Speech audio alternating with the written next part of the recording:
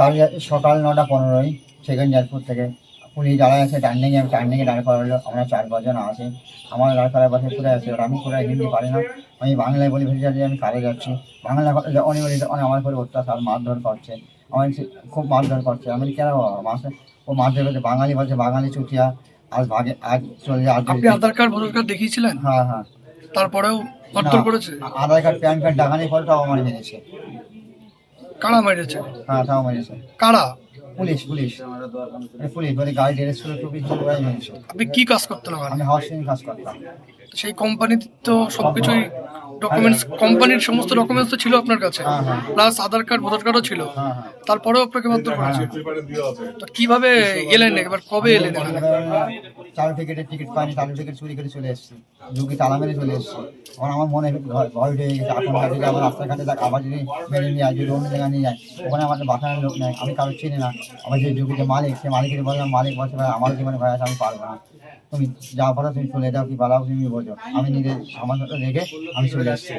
সর্বত্র ভারতবর্ষের যেখানে এদের ডবল ইঞ্জিন সরকার রয়েছে সেই জায়গাগুলো বাঙালি খাতাও শুরু করেছে।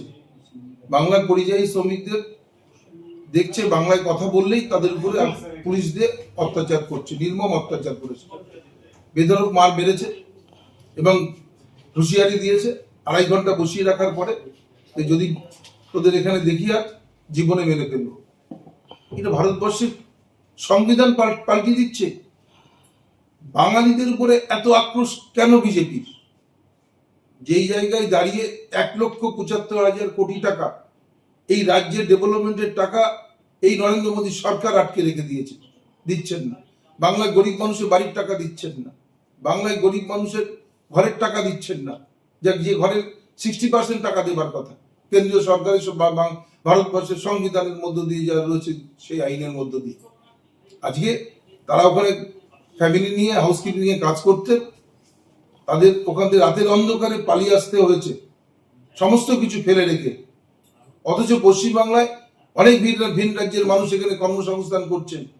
আমরা কারোর উপরে কোনো টর্চারিং করি না, কোনো তাদেরকে আমরা সাধারণভাবে সমস্ত মানুষের সাথে মিলেমিশে থাকে তাদের ব্যবস্থা আমরা করি।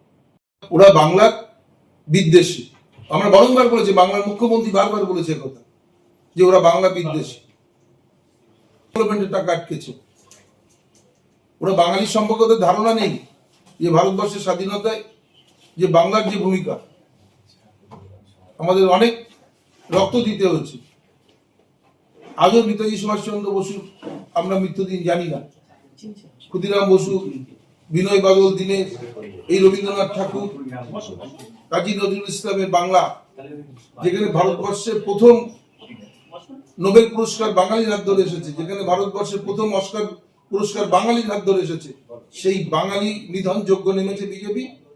তাই বাঙালিরা কি পারে যে ব্রিটিশদের বিরুদ্ধে আমাদের যে অগ্রণী ভূমিকা আমরা আবার প্রমাণ করব। এই বিজেপিকে কেন্দ্র থেকে সরিয়ে ভারতবর্ষের সংবিধানের যে আবার সুষ্ঠু পরিবেশে ফিরিয়ে আনার জন্য বাংলার মুখ্যমন্ত্রী একাই যথেষ্ট, যে তিনি আবার এই বিজেপির বিরুদ্ধে আন্দোলনের মধ্যে দিয়ে ভারতবর্ষকে সংগঠিত করে দেখিয়ে দেবে।